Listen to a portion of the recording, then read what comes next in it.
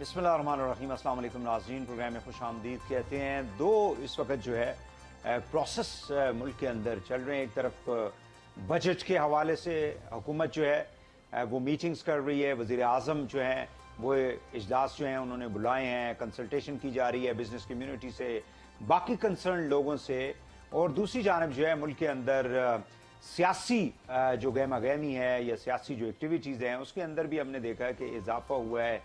ایک طرف تو 9 مئی کے جو پرتشدد واقعات تھے اس کے نتیجے میں پی ٹی آئی کے جو لوگ ہیں وہ پی ٹی آئی سے یا تو وہ سیاست چھوڑنے کا اعلان کر رہے ہیں یا وہ نئی اپنی جو ہے سیاسی حد بندی جو ہے اس کی طرف بڑھ رہے ہیں۔ آج ہم نے دیکھا کہ عثمان بزدار جو فارمر چیف منسٹر تھے پنجاب کے، جن کو وسیم اکرم پلس کہا جاتا تھا، انہوں نے بھی آج خیر آباد کہہ دیا ہے پی ٹی آئی کو، بلکہ سیاست سے انہوں نے کہا ہے جی کہ میں نے کنارہ کشی جو ہے وہ اختیار کر لی ہے۔ دوسرے جو وزیر اعلیٰ پنجاب تھے پرویز الہی صاحب، ان کو کل جو ہے وہ اریسٹ کیا گیا تھا اینٹی کرپشن کی جانب سے۔ آج ان کو عدالت میں پیش کیا گیا، بعد میں عدالت نے ان کو بری بھی کر دیا، لیکن دوبارہ ان کو کسی اور مقدمے میں جو ہے ایف آئی آر گوجرانوالہ میں درج ہوئی تھی، گرفتار کر لیا گیا اور گوجرانوالہ جو ہے ان کو پہنچا دیا گیا ہے۔ یہ ایک طرف یہ صورتحال ہے۔ جہانگیر ترین صاحب جو ہیں ان کا گروپ دوبارہ سے ہم نے دیکھا ہے کہ پچھلے چند دنوں کے دوران ایکٹیو ہوا ہے، لوگ جو ہیں ان کو جوائن کر رہے ہیں اور ان کی ایک نئی جماعت کے حوالے سے بھی جو ہے خبریں سامنے آ رہی ہیں۔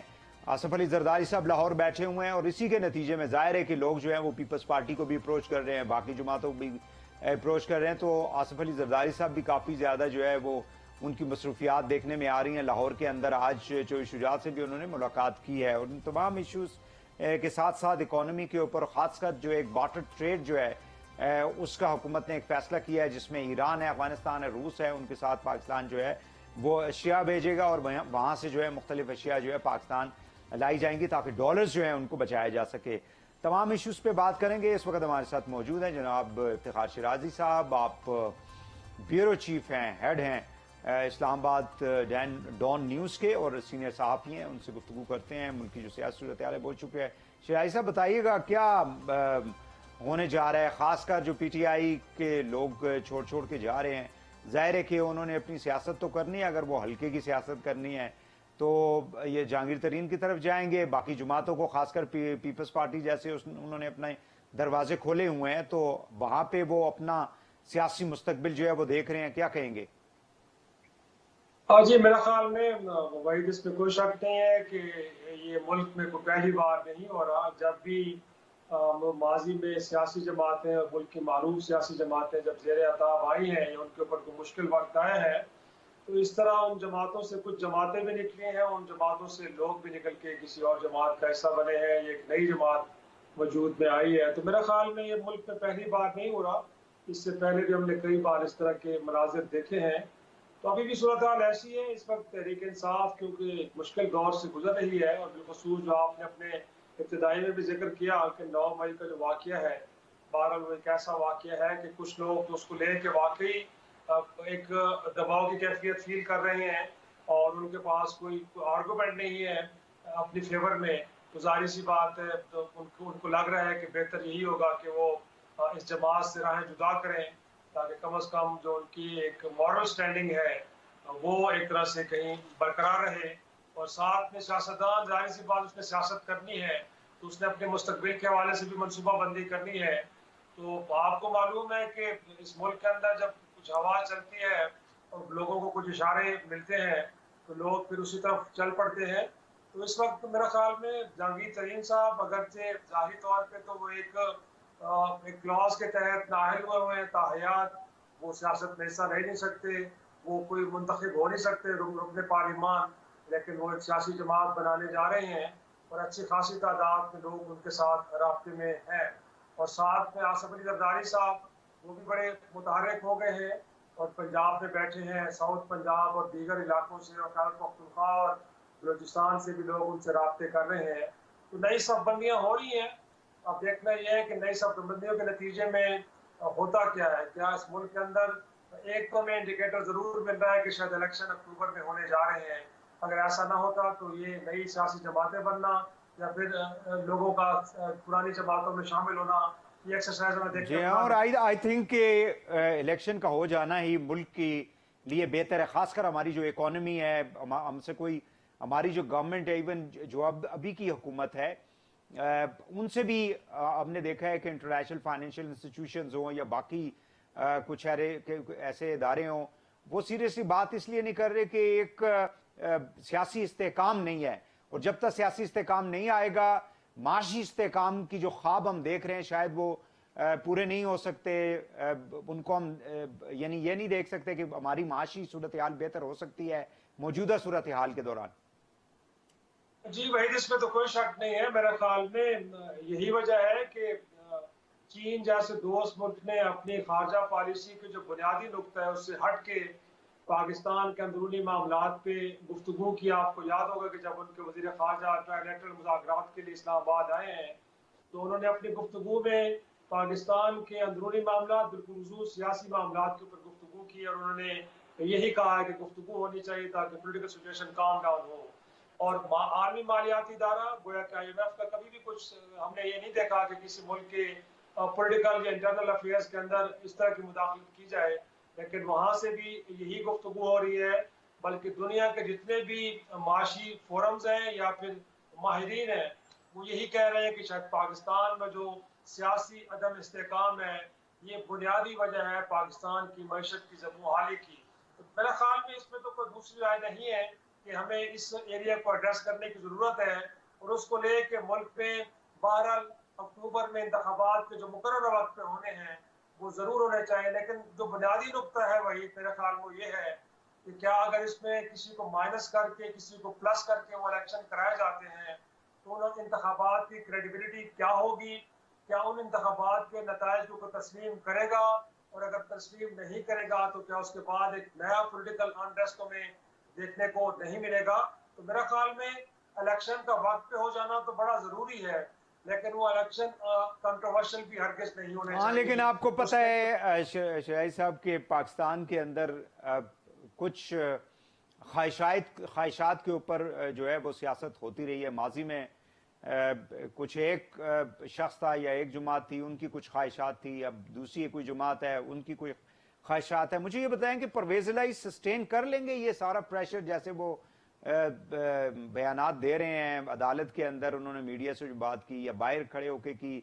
डू यू थिंक, क्योंकि ट्रेडिशनली अगर देखा जाए तो परवेज इलाही साहब हों या शुजात साहब हों, उनका झुकाव जो है वो एक खास तरफ रहा है, आपको तो मालूम ही है। इसमें कोई शक नहीं है कि उन्होंने सारी जिंदगी एक मफाहमत की सियासत की है, अरेंजमेंट्स की सियासत की है। तो मेरा ख्याल में उनका कभी भी मज़ाहमती सियासत का कोई हमें तो कोई कोई अखबार ऐसे नजर नहीं आते कि जहाँ पे वो एक इस तरह की अपोजिशन में खड़े हो कि जहाँ पे ताकत इदारों को भी चैलेंज किया जा रहा हो और अपने सामने खड़ी 13 जमातों को भी चैलेंज किया जा रहा हो। तो मैं समझता हूँ कि बिल्कुल आप ठीक कह रहे हैं कि उनकी सियासत कभी भी ऐसी रही नहीं है, लेकिन पहली बार वो इस मोड में गए हैं। अब उसकी वजूहत उनके बेटे मोनस इलाही हैं जो बारह उन पर दबाव डाल रहे हैं, और किसी वक्त में वो चाह रहे थे कि शायद वो अपना जो वजन है वो आसिफ जरदारी साहब और नून लीग के पलड़े में डालें। आपको याद होगा कि जब पंजाब के अंदर सियासी जंग चल रही थी तो एक लम्हे के लिए उन्होंने सोचा था और कुछ पॉजिटिव इंडिकेटर्स भी दिए थे, लेकिन मेरे ख्याल में उसके बाद वो अपने बेटे के जेर असर आए और उन्होंने एक ऐसी पोजीशन ली कि जो बहरहाल हमें भी अच्छा, बिल्कुल शराई साहब, बज़ाहिर लगता ये है कि जाहिर है कि अगर कल को खान साहब जो हैं वो मुकदमात के अंदर उनको मतलब वो फंस जाते हैं तो कुछ ऐसे लोग होंगे डेफिनेटली जिनकी नज़रें जो हैं वो PTI की क़यादत या आगे जाके जो है उसको लीड करने के, जैसे शाह उम्मीद कुरैशी के हवाले से भी उनको भी लोग मिलने गए, लेकिन अभी तक सामने कुछ नहीं आ रहा कि वो क्या करने जा रहे हैं। मेरा नहीं ख्याल कि परवेज इलाही साहब अगरचे पुराने और बड़े सीनियर सियासतदान हैं और सियासी मामलात को बड़े अच्छे अंदाज में समझते हैं, लेकिन तहरीक इंसाफ के अंदर उनकी जो शमूलियत है उससे कुछ ज़्यादा वक्त नहीं गुजरा और वो अभी तक मुकम्मल तौर पर जेल इन भी नहीं हो पाए। और इस वक्त भी अगरचे आज उनकी स्टेटमेंट बड़ी करेजियस तस्वर की जा रही है, लेकिन हैरानकुन तौर पर जो PTI की जानिब से ट्रोलिंग हो रही है वो तो कोई बड़ी मनफी अंदाज में हो रही है। उनका तो ख्याल ये है कि शायद कोई इदारा उनको एक बड़े रहनुमा के तौर पे पेश कर रहा है اور ان کا خیال یہ ہے کہ شاید وہ عمران خان کو ریپلیس کرنے کے حوالے سے ان کو لانچ کیا گیا ہے. تو میں نہیں سمجھتا کہ ان حالات میں پرویز الہی صاحب تحریک انصاف کی قیادت کو سنبھال پائیں گے, اور مور امپورٹنٹلی ووٹرز اور جو باقی لوگ ہیں ان کے پیچھے کھڑے ہو جائیں گے. آپ کو معلوم ہے وحید کہ خود تحریک انصاف کے اندر بڑی دھڑے بندی ہے, عمران خان صاحب کے ہوتے ہوئے بھی بڑے گروپس تھے. تو جب عمران خان صاحب اگر اس قیادت سے الگ ہو جاتے ہیں یا ان کو کر دیا جاتا ہے کہ وہ ڈسکوالیفائی ہو جاتے ہیں, تو ہم یہ تصور کریں کہ پھر ان کو پرویز الہی صاحب ریپلیس کریں گے, تو میرا نہیں خیال کہ یہ کوئی اتنا لاجیکل بات ہے. اس کے بعد ہو سکتا ہے کہ بہت سارے لوگ یا تو پارٹی سے الگ ہو جائیں, جو کہ ہو رہے ہیں. ابھی بھی دیکھیں 100 سے زیادہ تعداد ہو چکی ہے, اس میں کوئی عام لوگ شامل نہیں ہیں. الیکٹیبلز ہیں, الیکٹیبلز, جی ہاں, ماضی کے MNAs, MPAs, وزیر, بڑے بڑے عہدیدار ہیں جن جی, میں علی زیدی صاحب پنجاب کے صدر ہیں, پرویز خٹک صاحب خیبر پختونخوا کے صدر ہیں, سیکرٹری جنرل اسد عمر صاحب ہیں, اسی طرح عمران اسماعیل صاحب برانی رکن ہیں, عامر کیانی صاحب برانی رکن ہیں, سینیٹرز ہیں, ان میں بڑے قریب کے لوگ ہیں عمران خان صاحب کے. تو میں سمجھتا ہوں کہ اگر عمران خان صاحب مائنس ہو گئے تو پھر پارٹی بکھرنے کے امکانات زیادہ ہیں. کوئی بھی پھر لیڈرشپ رول میں آئے گا اس کو کوئی فائدہ نہیں ہوگا. بہت شکریہ, بہت شکریہ آپ کا افتخار شیرازی صاحب, بیورو چیف ڈان نیوز اسلام آباد, ہیڈ ہیں اسلام آباد کے چینل کے سینئر صحافی ہیں. ناظرین ہم سے گفتگو کر رہے تھے, موجودہ جو سیاسی صورتحال ہے اس پہ اپنا جو موقف ہے, تجزیہ ہے, وہ پیش کر رہے تھے. یہاں پہ ایک شارٹ بریک لیں گے, واپس آ کے پروگرام کو آگے بڑھاتے ہیں. ہمارے ساتھ رہیے.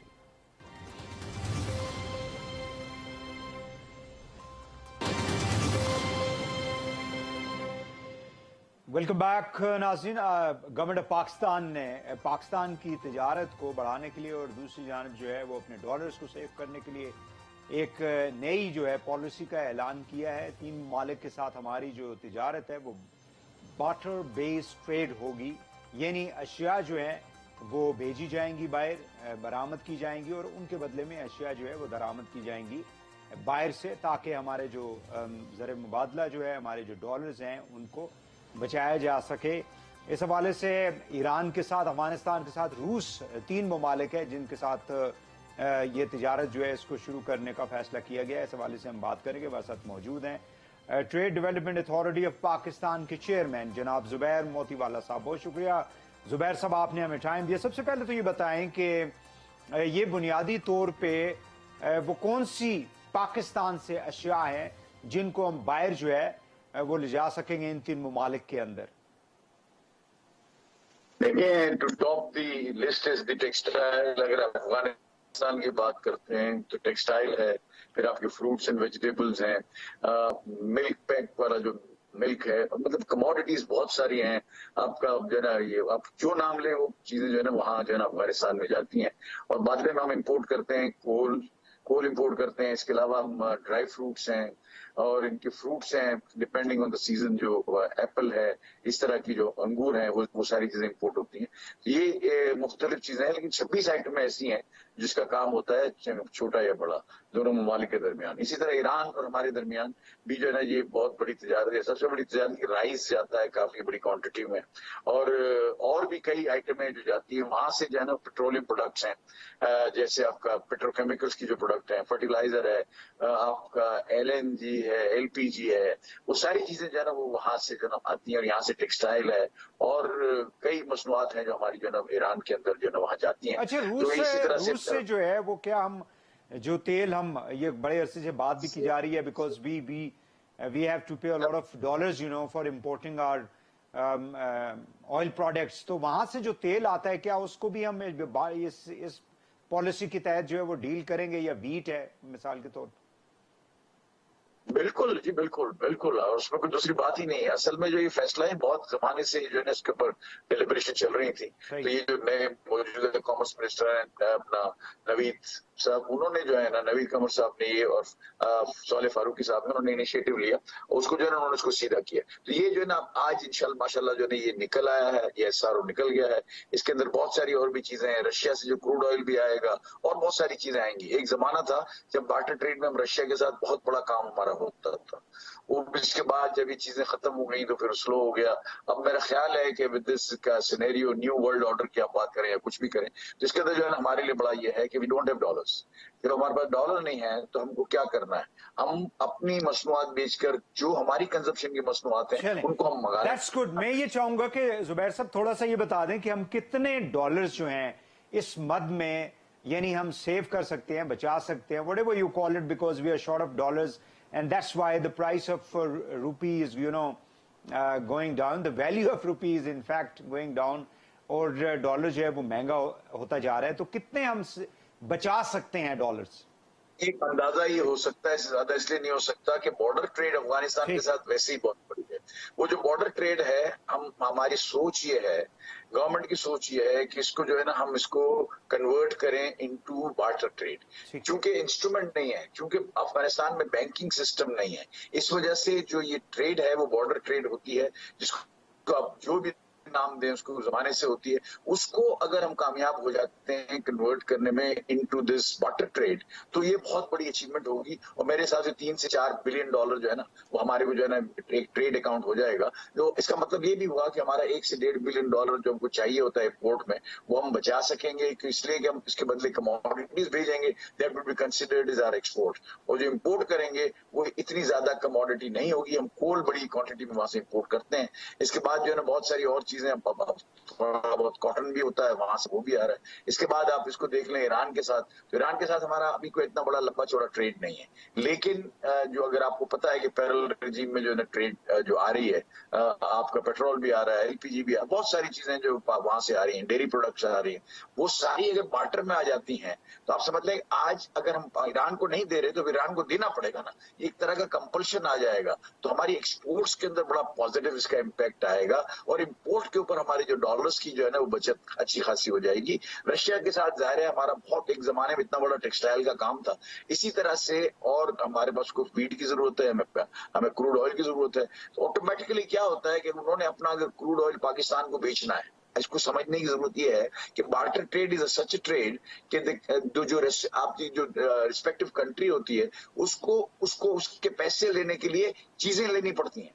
अगर पाकिस्तान में उन्होंने क्रूड ऑयल बेचना है, जो उन्होंने बेचा पहला जहाज आ भी गया, अगर अब इसने और उन्होंने अब बेचना है तो उनके लिए क्या रास्ता है? डॉलर्स अगर हमारे पास नहीं है तो वो हमसे वो अशिया खरीदेंगे, यानी हमसे वो कमोडिटीज लेंगे, हमसे वो टेक्सटाइल लेंगे, बहुत सारी चीजें हैं जो ना ये तो हमें दोहरा फायदा होगा एज अ कंट्री। एक तो हमारी एक्सपोर्ट्स जो हैं उसमें इजाफा होगा, और दूसरा ये जो है we will be able to save our dollars. अब मुझे ये बता दें कि इस वक्त हमारी जो ट्रेड है पिछले 1 साल के दौरान जाहिर है कि माशी एतबार से काफ़ी ज़्यादा प्रेशर में है पाकिस्तान, और वो उसकी मुख्तलिफ वजूहात हैं। पिछले 1 साल के दौरान जो है हमारी ट्रेड में कितनी कमी आई है, खासकर टेक्सटाइल के हवाले से अगर हम बात कर लें, ओवरऑल ट्रेड के हवाले से हम बात कर लें?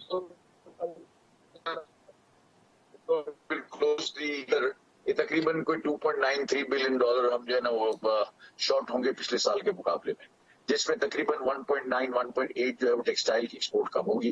क्योंकि टेक्सटाइल का हुजूम भी जो है ना सारे सिस्टम में जो है ना 60% टेक्सटाइल है, और अगर आप उसमें अगर लेदर भी डाल दें तो 65% है। तो ये जो ना अगर इन 5 जीरो रेटेड सेक्टर्स को ले लें तो 65-68% जो है ये सिर्फ ये जीरो रेटेड सेक्टर्स की है जिसकी हम बात कर रहे हैं। तो ये जो है ना आप इसके अंदर कोई टोटल मिला के 2.8 2.9 की जो है ना हम एस्टिमेट कर रहे हैं। जब ये साल खत्म होगा जब भी सही पता चलेगा, लेकिन इसके ये हम समझ रहे हैं कि इतनी एक्सपोर्ट कम हो जाएगी पाकिस्तान की। अच्छा जुबैर साहब, taking an advantage of your presence here, मुझे ये बता दें कि हमारी यानी खसारा कितना होगा तिजारत में? हिस्टोरिकली तो जाहिर है कि हम इम्पोर्ट ज्यादा करते हैं, एक्सपोर्ट्स हमारी कम होती हैं। इस साल जो है वो कितना हम एक्सपेक्ट करें? जी, बड़ा जो है ना ये ऐसा सब्जेक्ट है कि हमको डिस्कस करने में भी इसको जो है अच्छा नहीं लगता है कि हमारा एक्सपोर्ट 30 बिलियन डॉलर होगा, 31 हो जाएगा नॉन सर्विस सेक्टर मिला के, और हमारी जो इम्पोर्ट्स हैं वो 75 बिलियन है। तो वे वो डिफरेंस आप समझ लें 30 और 15 $45 बिलियन का डिफरेंस है, जिसमें से एक्सपैट्रिएट पाकिस्तानी हमको मदद करते हैं। $30 बिलियन जो है ना वो होम रेमिटेंसेस में हमें आता है। तो एक नेट शॉर्टफॉल जो है वो हमेशा 12 से $15 बिलियन इस साल की सूरत हाल क्या है? इस साल की, क्योंकि गवर्नमेंट उन्होंने कोशिश ये की थी कि हमारी काफी ऐसी प्रोडक्ट्स हैं जिनकी इंपोर्ट्स के ऊपर जो है वो पाबंदी लगा दी या उनको रोक लिया गया, फिर कराची आके चीजें जो है वो रुक गई थी, काफी ज्यादा कंटेनर्स वगैरह। तो इस दफा कितना यानी आप समझते हैं कि होगा फर्क? $1 बिलियन का अगर शॉर्टफॉल है तो इन सारी चीजों को करने से $1 या $2 बिलियन से ज्यादा का फर्क नहीं पड़ेगा, क्योंकि हमारी एसेंशियल इंपोर्ट्स है। हम जो एक्सपोर्ट का रॉ मटेरियल है वो इंपोर्ट करते हैं, वो जो स्टकअप था, फिर वो food and food allied items थी, यानी ग्रेन्स थे, पीस चिक पीस थे और सारी चीजें जो थी। इसके बाद आपकी प्याज थी, ये सारी चीजें जो है उधर जब आप ये जो आपका रुका है तो उस वक्त सारी थी, इनको आप रोक नहीं सकते। सोलर इक्विपमेंट है, तो ये वैसे इन सारी चीजों को तो हमको इनको सपोर्ट करना ही पड़ेगा, वरना तो चल नहीं सकता ना। दोनों तरफ से गाड़ी चलती है, जब आपको एक्सपोर्ट चाहिए तो इंपोर्ट के अंदर रॉ मटेरियल तो मंगवाना पड़ेगा। तो इन तमाम चीजों को देख के मुझे नहीं लगता कि हम ये जो इंपोर्ट को कर्टेल करके आज तक हमने कोई जो करंट अकाउंट सरप्लस है वो, अगर मैं गलत नहीं हूं तो $900 मिलियन डार साहब के जमाने में माशाल्लाह हो गया है। तो वो जो है ना वो है, और शुरू से जब से ये हो रहा है, जब कर्टेलमेंट हो रही है तो तकरीबन $1 बिलियन का जो है ना हमने इसके ऊपर फर्क डाला है। अब आगे देखते हैं करंट अकाउंट सरप्लस में ये फर्क है $2 बिलियन का, अगर वो फर्क आ जाता है तो, लेकिन हम फिर भी हमारा शॉर्टफॉल बहुत बड़ा है और हमें किसी तरह से एक्सपोर्ट को बढ़ाना है, होम रेमिटेंसेस को बढ़ाना है। These are the only. बिल्कुल फाइनल जी, हमने अगर देखें, हमने अगर दुनिया का मुकाबला करना है, अपने लिए डॉलर्स लेकर आने हैं, तो सबसे यानी इंपॉर्टेंट जो एस्पेक्ट है वो यही है कि हम अपनी एक्सपोर्ट्स को, बरामदात को बढ़ाएं। लेकिन हमारे यहाँ जो सूरत हाल इस वक्त आपको दिखाई देती है, इसमें किस हद तक हम लड़ से कि अगले चंद सालों में जो है वो इस हदफ को या कोई एक टारगेट है उसको अचीव कर सकते हैं? देखिए जी, हमारे पास जो सबसे बड़ा प्रॉब्लम है वो इस वक्त वो है परसेप्शन ऑफ पाकिस्तान का। Make in Pakistan, made in Pakistan जो है ना ये लोगो, उसके अंदर जो पॉलिटिकल इंस्टेबिलिटी है इस वक्त, और फिर इकोनॉमिक इंस्टेबिलिटी उसकी वजह से आई है, उसके साथ आई, उसकी वजह से हम माल बेचने में हमें बड़ी तकलीफ होती है। क्योंकि ये जो है ये अब वो कहते हैं कि जी आप हमको माल सप्लाई कर सकेंगे कि नहीं कर सकेंगे, आपकी एलसीआं तो आप खोल नहीं सकते, तो आप रॉ मटेरियल नहीं मंगा सकेंगे, तो हम कैसे उसको आपके ऊपर ट्रस्ट करेंगे। उनके पास डिलीवरी का ट्रस्ट डेफिसिट हो गया है हमारे यहाँ से, इस वजह से भी एक बहुत बड़ा प्रॉब्लम आ रहा है। आप ये देखें इसी अरसे के अंदर बांग्लादेश का कोई $5 बिलियन का एक्सपोर्ट बढ़ा है और हमारा कोई $3 बिलियन का कम हो गया। ये हमारा एक्सपोर्ट है जो वहां जा रहा है। अब हम यही, जब वजीर आजम साहब से भी मुलाकात हुई थी 3 दिन पहले, तो हमने वहां यही बात की वजीर आजम से कि देखें हम कोई नई चीज को इंसेंटिव हमें नहीं चाहिए। We believe that fiscal space नहीं है एंड वी नो दिस कि फिस्कल स्पेस आपके पास नहीं है। हम सिर्फ ये कहते हैं कि IMF की आपकी जो भी डील्स हैं, आज से 2 साल पहले जब एक्सपोर्ट बढ़ रहा था, या आज से 3 साल पहले पिछली गवर्नमेंट में, तो आपने क्या किया था? जो उस वक्त हमें मुहैया था वो आज आप कर दें। यानी 6 आइटमें हैं जिसको अगर आप हमें दे दें तो export will flying go sky high, और हम उसको कर सकते हैं। बावजूद इसके कि यूएस के अंदर रिसेशन आया और 13% दुनिया से जो माल लेते थे टेक्सटाइल का वो कम लिया है। EU के अंदर जो है ना तकरीबन 10% कम उन्होंने परचेज किया है। सही है। बहुत शुक्रिया जुबैर मोतीवाला साहब, chairman TDA trade development authority of Pakistan, हमारे साथ मौजूद है। नाज़रीन, यहाँ पे एक शॉर्ट ब्रेक लेंगे, वापस आगे प्रोग्राम को आगे बढ़ाते हैं। हमारे साथ रहिएगा।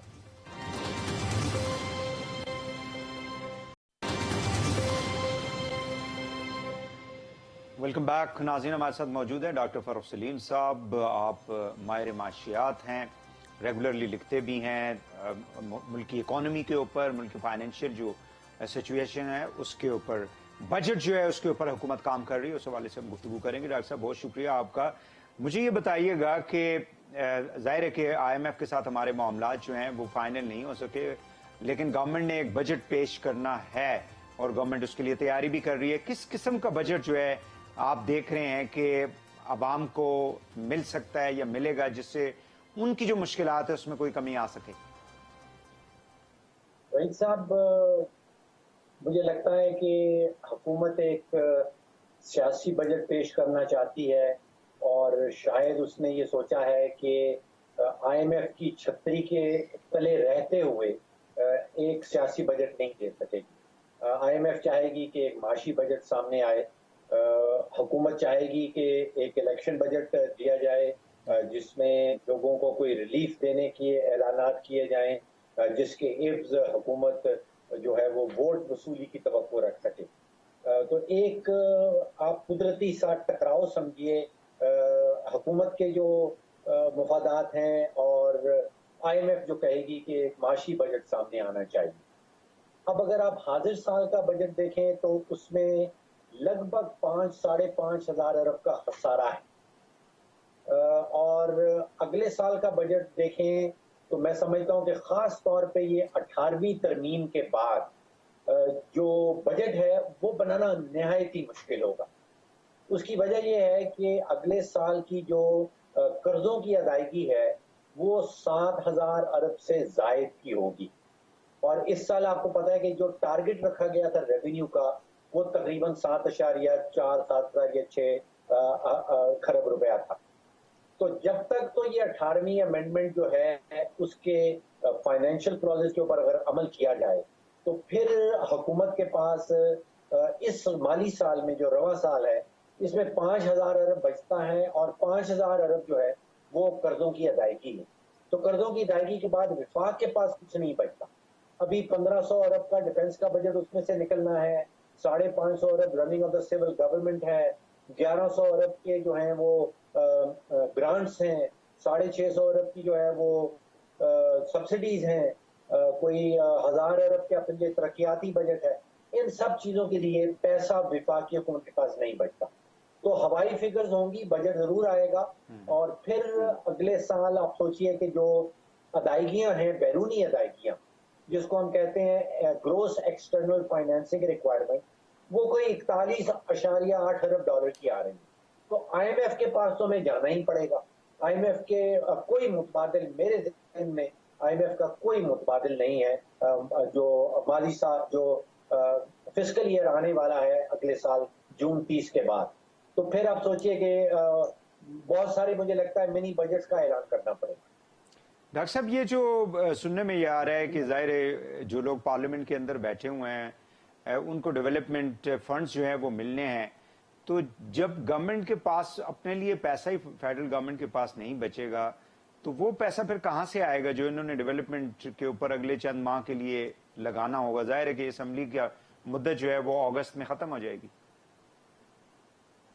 جی, اس کے لیے جو اوریجنل مختص کیے گئے تھے اس میں مجھے انفارمیشن ملی ہے کہ مزید اضافہ کیا گیا ہے.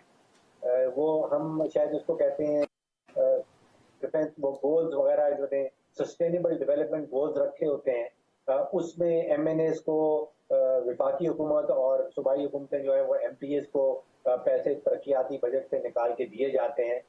وہ میں سمجھتا ہوں کہ پیسوں کا ایک بہت بڑا آپ سمجھیے کہ ضیاع ہوتا ہے, غلط. وہ اس کا ضیاء الحق کے زمانے سے وہ معاملہ شروع ہوا تھا اور آج تک وہ چلتا آ رہا ہے.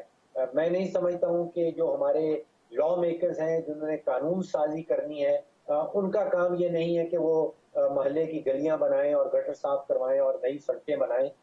یہ ایز اے رشوت استعمال کیا جا رہا ہے پچھلے کئی لیکن سالوں. لاسٹ ایئر جو ہے خود ہمیں اپوزیشن لیڈر نے انٹرویو میں کہا تھا کہ 50 کروڑ ہمیں ہر بندے کو ملے ہیں, تو اٹ مینس کہ اگر اس وقت فگر 210 کی ہوگی یا 220 MNAs کی ہوگی تو یہ تو 110 ارب روپے جو ہے وہ بن جائیں گے خالی یہ MNAs کو دینے کے لیے. جی بالکل, 110 آپ نے صحیح کہا, 110 ارب روپے کی جو اماؤنٹ ہے وہ مختص ہو چکی ہوئی ہے. وہ بٹے ہیں یا نہیں بٹے میرے علم میں نہیں ہے, لیکن یہ حکومت کی ایک سیاسی ترجیح رہتی ہے خاص طور پہ الیکشن ایئر کے دوران کہ MNAs میں پیسے بانٹے جائیں, اور وہ جس کو ہم وہ کہتے ہیں یہ پیٹرونیج پالیٹکس کا جو نظام ہے, جو ہمارا سیاسی ڈھانچہ ہے, وہ اب اس کے اوپر اس کا انحصار ہو گیا ہے.